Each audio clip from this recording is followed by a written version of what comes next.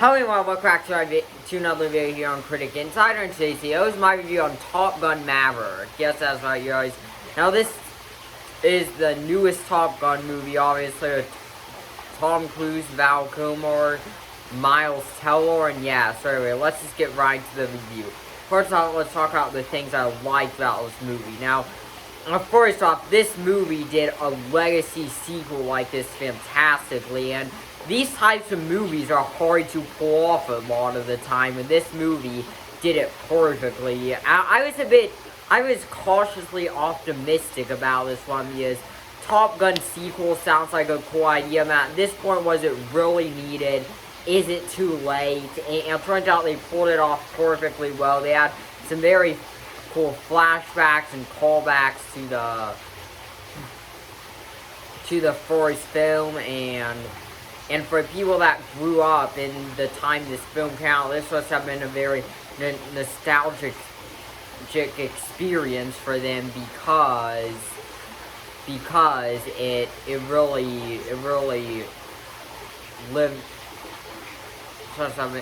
Also, this movie built up a lot of suspense. There are several moments where you're like nervous for these characters, especially the characters you've seen in previous films, like Maverick in the first Top Gun movie, like Maverick and Iceman. Like there are several very intense moments for this film, and honestly, this film is, some of it's just worth watching for the flight scenes. Actually, they are really well done and really live up to the flight scenes of the first film, because and some of that was due to like the cinematography and stuff. The sound design was very cool as well, and that is why it makes it a must-see on the biggest screen you can find. I saw this film in RPX and found it to be an amazing experience. So this is definitely a see on the biggest screen. On the biggest screen you can find type of a film, and yeah, so this movie also did a great job developing the new characters, especially Miles Teller's character. And this was mainly a Maverick-centric movie. I mean, it mostly relied on Tom Cruise, but the new characters, they kind of like side people, but they still were developed very well, and even make you want to see more Top Gun projects. And yeah, so this is just a fun escape for a couple of hours, and it's fun too, but you also feel suspense for these characters. Also, the ending was perfect. I'm not going to spoil anything, but the way this film ended was truly satisfying, and that's really why this film is a satisfying film that added to these characters' stories, especially the ones we saw in the original film. So overall, this is just such a great cinema. This is such a great cinema experience. This is a must-see on the biggest screen you can find, and yeah. But now let's get into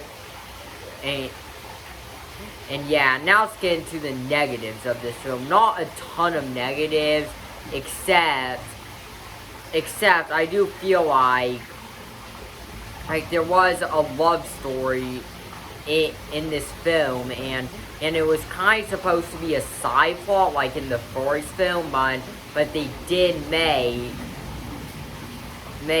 Maverick's relationship with his wife a bit too much of a flaw. Like, it was a bit too much of a plot point in this film that needed to be. I feel like it could have been shorter. It wasn't that long. It was like, what, 2 hours and 10 minutes or something. Normal film length, but even then, but still, there are some scenes that definitely could have been added out. And as cool as the fight scenes were, there were some moments here that did drag. So overall, this is the surprise of the year for me personally. I was expecting to have a fun time with this film, and this has been one of the best sequels of the last decade. Like I said, movies like these are hard to pull off and done right, especially when it's been this long. But this movie did not ruin the original or anything. In fact,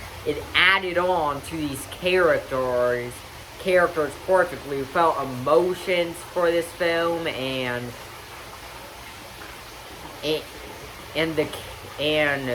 the new characters were developed well. So